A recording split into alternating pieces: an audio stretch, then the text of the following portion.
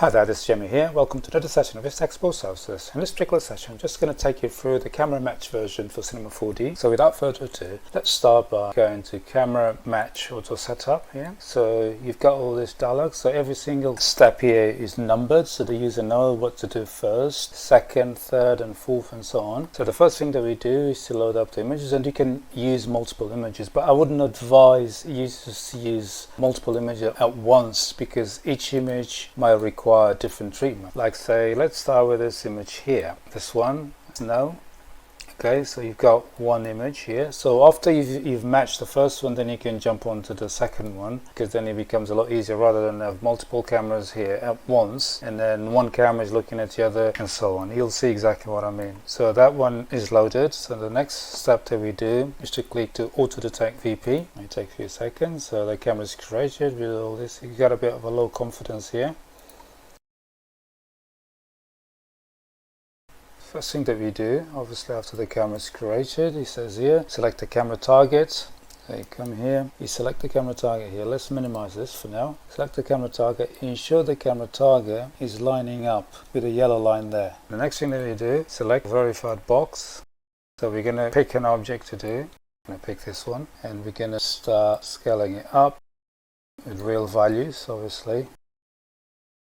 And you can see the verticals are now straight, and that's because of the camera correction that was applied to the photo, which is not here. So we're going to correct that. So let's select the camera here, open this one, and obviously we've got all these settings here. You've got the clean, so it takes away all the overlay horizon lines, and you can hide the background. You can go to clean photo again here. You can go to VP overlay. So you got the overlay, right? To correct the vertical tilt here, we're going to use the crop photo tool. So let's click there. This horizontal line, it determines exactly where it's going to be extended vertically from. It always match with where the camera horizon line is, so it gets extended vertically from this one. And then you just go use this, so it's going to be extended from this point downwards. And click use. It's going to take a few seconds, so it's going to be extended further from this point downwards. And the next thing that we're going to be doing after that's extended is to ensure that the camera target lines up again there, because the new camera was created, was adjusted basically, yeah. So as you can see here, the verticals are now corrected. Just by extending it there, it's corrected. So this normally happens when the original photo was cropped or something like that. So this is now corrected. And then after you've matched and rendered everything, you can go and crop it back in Photoshop. And next thing that we're going to be doing is to extend this box here, the verified box. I'm just going to extend it vertically.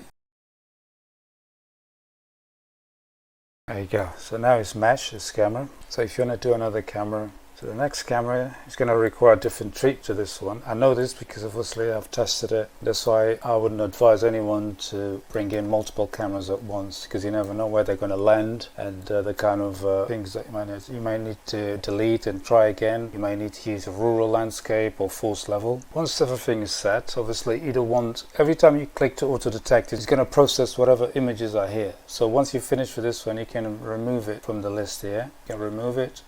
And then you can go load new image, and this is the new one that we're going to bring in. Yes, finish adding. So now it's there. This new image, I know for a fact that just by clicking to auto detect, you wouldn't do it very well. It's just because there's a hill and there are a few things there that are throwing off the camera. So I know by enabling the force level horizon, it'll definitely work. And that's the reason why I was saying you never know what kind of challenge each image is going to bring in. So never bring in multiple images all at once. Bring one, match it, and bring the next one, and so on. Or let's select the camera where you want that to be created. Yeah. And then go auto detect. That's the new camera there, because I know the site. So if you're not sure why it's not straight, is because this is a high road and it's a bit rotated. Yeah, let's first make sure that we get the right size there.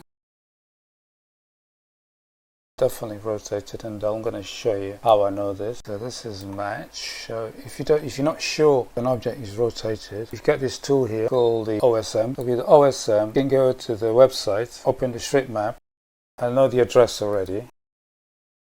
It's in Slough. So you just go, there you go. This is the X bridge here. Once you're happy, you know the exact area, this is where we are more or less. You go to export, click to manually choose the area that you want, then you go export, and then you click to save as, and there you go from there. Back into Cinema 4D, you go and choose the OSM map, bring it in there, and automatically it brings in the latitude and everything else. And then you go import OpenStreetMap. Okay, so you're going to bring in the road paths, land, water, and text file. Everything that's brought in is already here. Select that, so it's all selected. You already know where that is. Place where the camera is sort of here. So we're going to select the VP box. That's that. You can choose to move the OSM down, or you can choose to move the cameras up.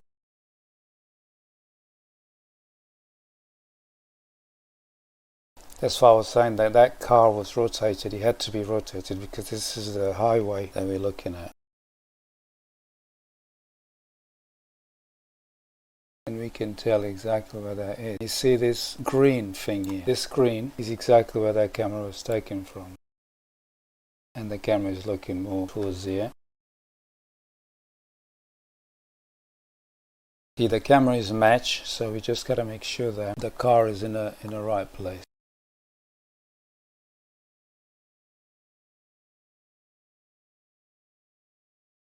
So we know that car would be in line with the motorway. So that's how you find out if a building is rotated. It's just by coming here to the OSM and bringing in the file. So now we can delete this, and the next thing that we're going to be doing is to ensure that everything is to scale. Okay, so let's change the camera here. I know this project very well, so obviously I know the dimensions and things, but if you're not aware of the dimensions, you can either go to Google AI search, or you can ask the client real size. So after everything is matched, you can choose your camera here. So this is your camera. So this building here, I know for a fact that this building is 15 meters tall. So if the building is 15 meters tall, in here it says 629. So we have to scale this properly. So in here, after everything is matched, as it says here, scene calculator, match the scene to real size. So we select that object, that box there. We're going to go and say read the height from the selected object. The real height is 1500 centimeters. And then here we're going to calculate to make this everything to scale. Calculate and apply the system unit scale. Scale applied. Okay, so this everything is now to scale. So you can save this file. Then the next thing that we're going to be doing is to come here and export cameras. And we can go to a new file. We're going to go to import cameras, and we're going to see exactly what's going to happen. So everything has been imported. So let's just go to a new scene. So this is the section where you got the drone site builder here. Obviously the drone site builder allows you to bring in multiple cameras at once. So let's go and go to the whole folder. So you've got 2 cameras here. So there are 2 cameras in that shot. By default, anything below, these are the settings they bring. The Google 3D tiles were enabled, the road paths and so on. You can see both cameras here were created. Now let's delete this. You can see you got the first camera, you can go to the second camera. So that's the other camera there. You got the terrains, so everything has been matched perfectly. You can always use the camera target here to move stuff a little bit. You can see the OSM maps are there. Let's say if you wanted to add more areas there, you can actually come here under OSM maps. If you already have the address, bring it in. Everything is lining up.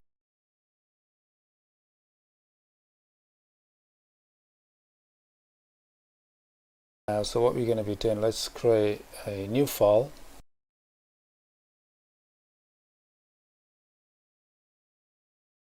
This is the drone section. Anything below, as I mentioned, these are the settings that are going to be brought in. So let's assume that you are within the EEA restriction. So you can just go and use the USGS or go to OpenTopography, where you need the keys for it. Then you go to, let's go and use the same file again. So instead of being a Google Maps, we open the USGS 3D EP. That's for the US. If that area was somewhere in Europe, you could go to topography, which is global. This concludes the tutorial. I really hope you found it useful, and I hope to see you on my next one.